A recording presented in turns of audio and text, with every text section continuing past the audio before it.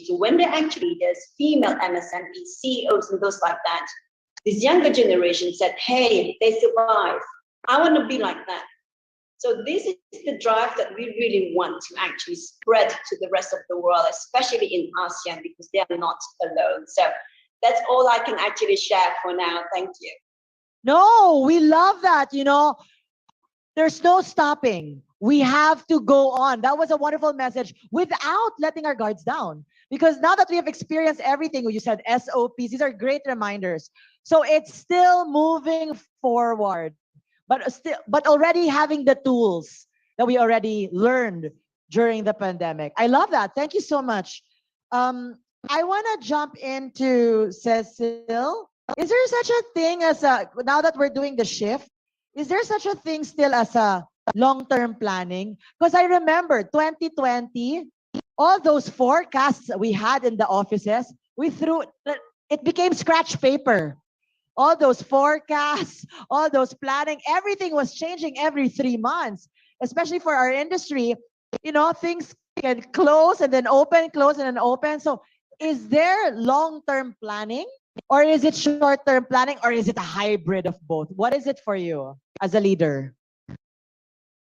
I think for me, because for example, the projects that I help with, they all take 10 years to materialize anyway, 5 years, 10 years to materialize when you build things, right? So I think it doesn't matter so much to me. I'm not saying long-term planning doesn't matter, or short-term planning doesn't matter. The most important thing is that we have goals in mind, and we just have to keep changing with the times. My friends like to joke that I'm the only one who came out of the pandemic exactly the same, with exact same habits. I went to the office every day. I still went out, and I would tell, and everyone, I would always get this same question: what has changed for you in the pandemic? And I always tell them, I think it's almost the same, because my goals are still the same. The only thing added is the extra precautions that we have to do at work, but all the other things I think is still the same. What we will do and not do is still the same, for me as a person and as a company. So speaking for the company, right? So when, let's say, in San Miguel we have goals to help people, our main goal right now is really nation building. All the roads, highways, everything is still going to push through regardless of the situation. So I think, the long-term goals will always be there every day. Regardless if there was a pandemic or not, we have to be ready for changes, right? And we have to be ready to be frustrated by random things. And as long as we have that mindset, it doesn't matter pandemic or not, as long as you're steady in your goals. And I think that's the most important thing. I'll pick up from that. You mentioned about change, so I'll jump to Grace. Grace, what has changed during the pandemic for you in terms of your leadership? Has anything changed, or is it still the same? It's basically still the same, no? The way we handle situation, it's always as they come. No? So like we had numerous surges, and then we have a couple of good months in between, and now is a good month, so we're trying to get everybody back to work.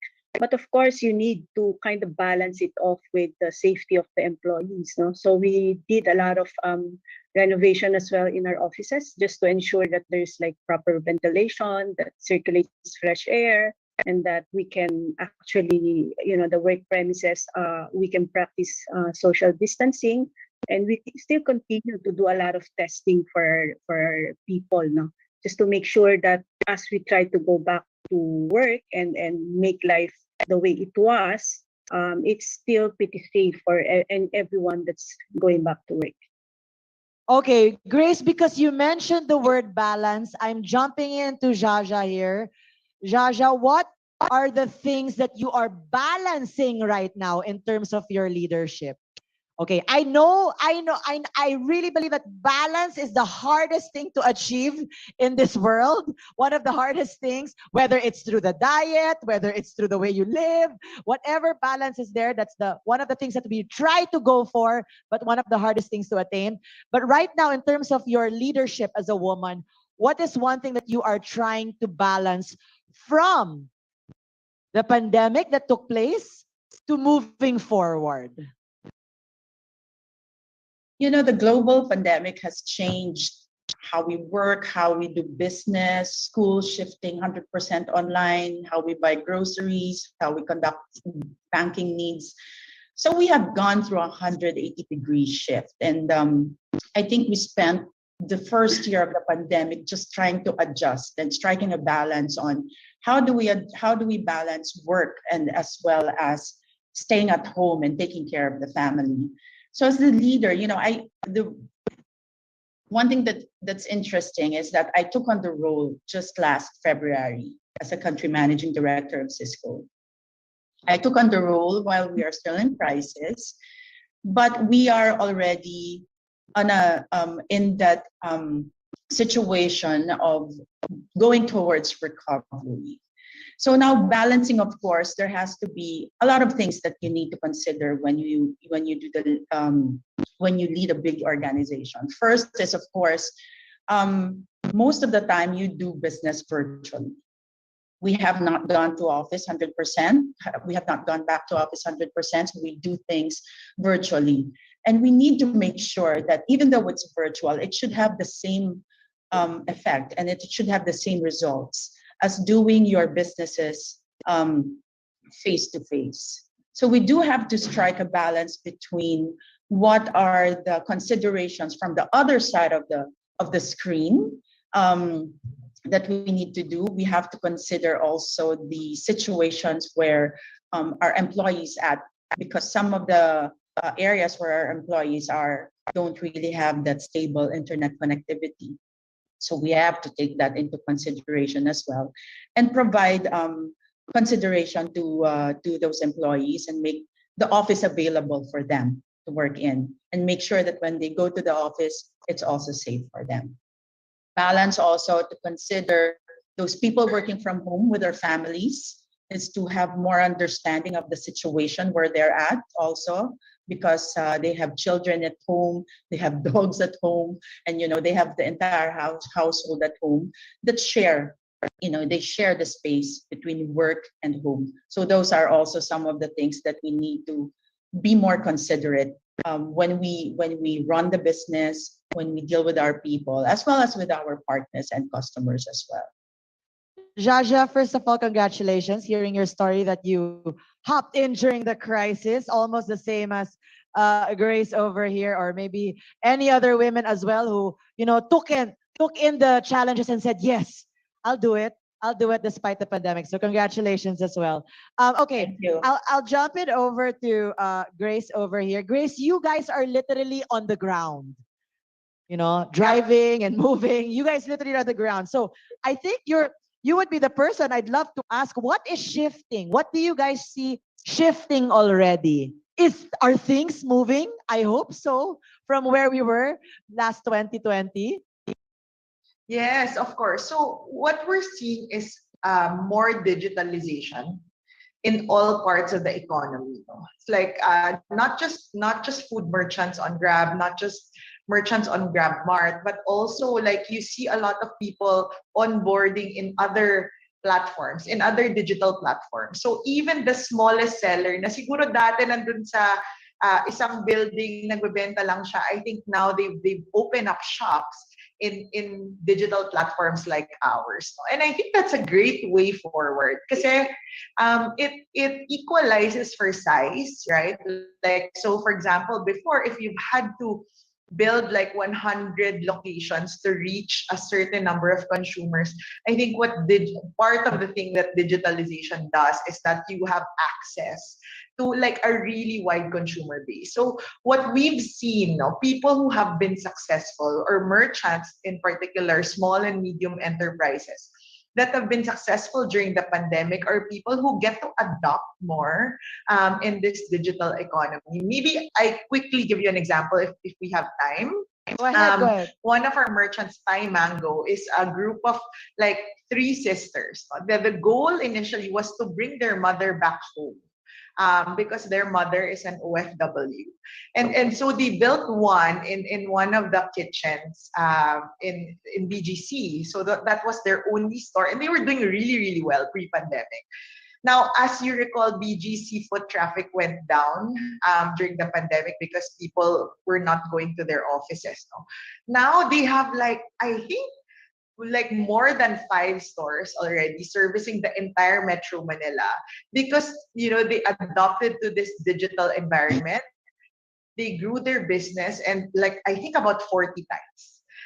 And so like, these things, these success stories, I would say, like remind us that there are opportunities that have come out during the pandemic. There are changes in behavior. So people are now getting used to ordering online, doing business online, right? And while I would say physical presence is still very, very, very important. In fact, I enjoy interacting with people more now that the economy has opened.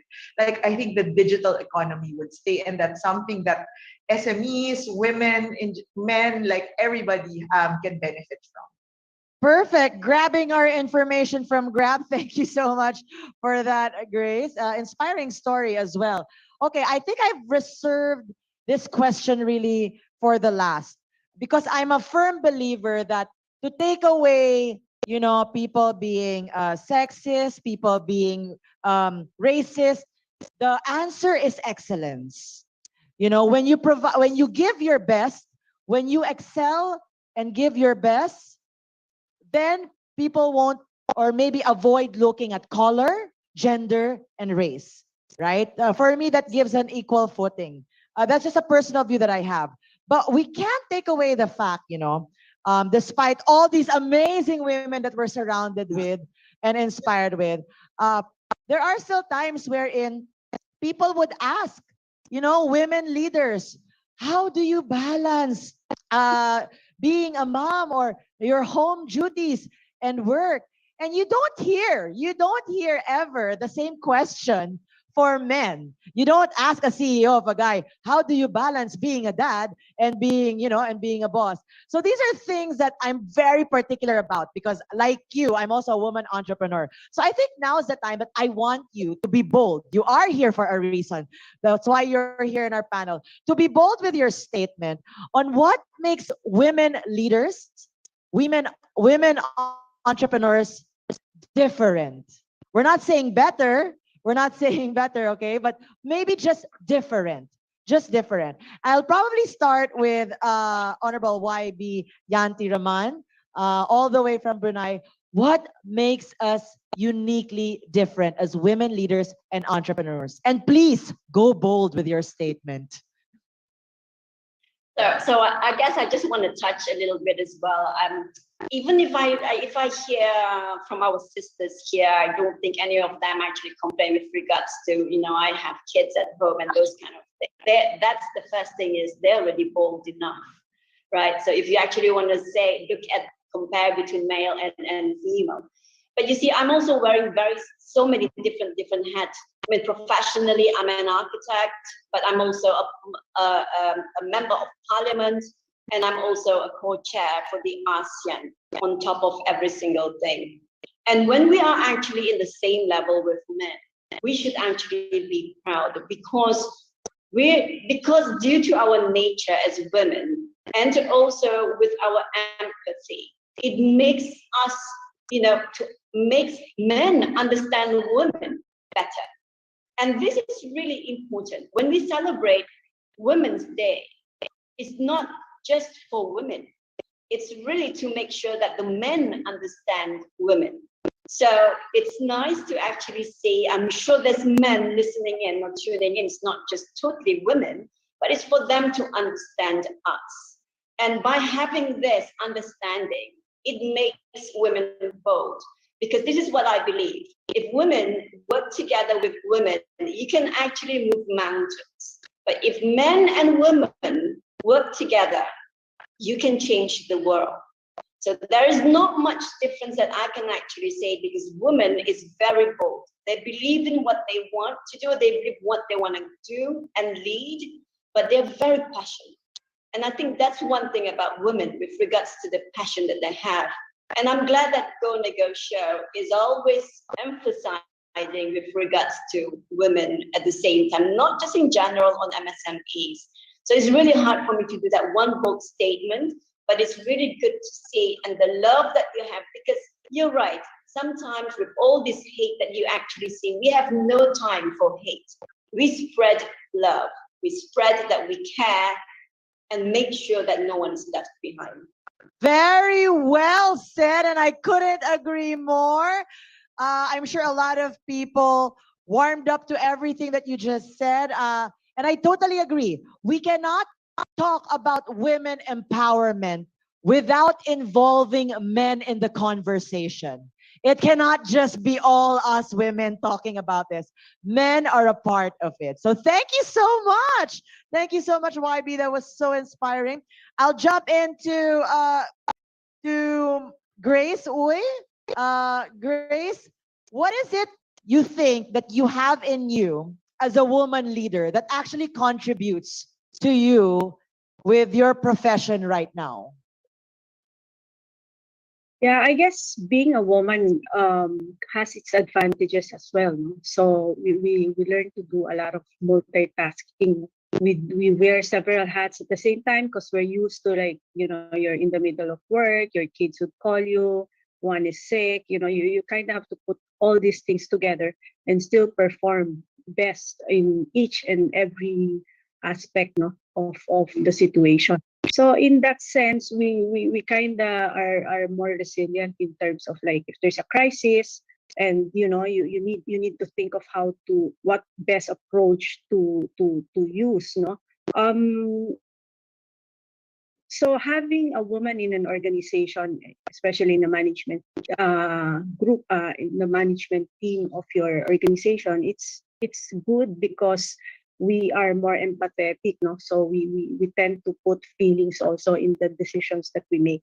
It's not all just like, do this. This is with this problem. This is the solution. No? We normally put ourselves in the shoes of the employees, or whatever situation we're faced at, and think what is best. No, how would I feel if I would be the one at the tail end of the situation. So in that sense, having a balance is really good to have women in the management team. So I guess we should, as women, no, we should not let gender affect the way we dream, the way we pursue our goals.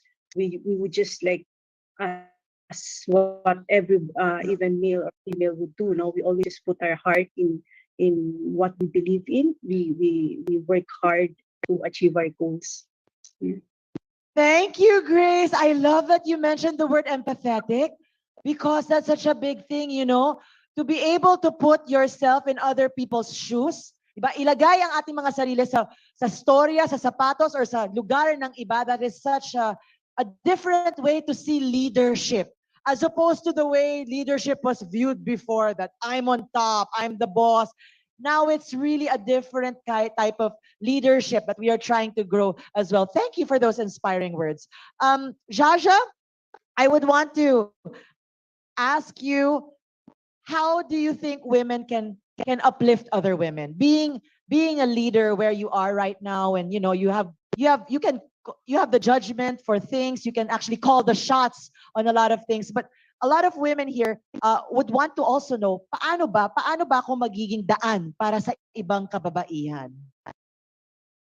Maybe you can cite also some examples. Go ahead. Yeah. So while the technology industry has evolved significantly since I first started, I've been in the industry for more than 25 years. And the tech industry then was a predominantly male industry.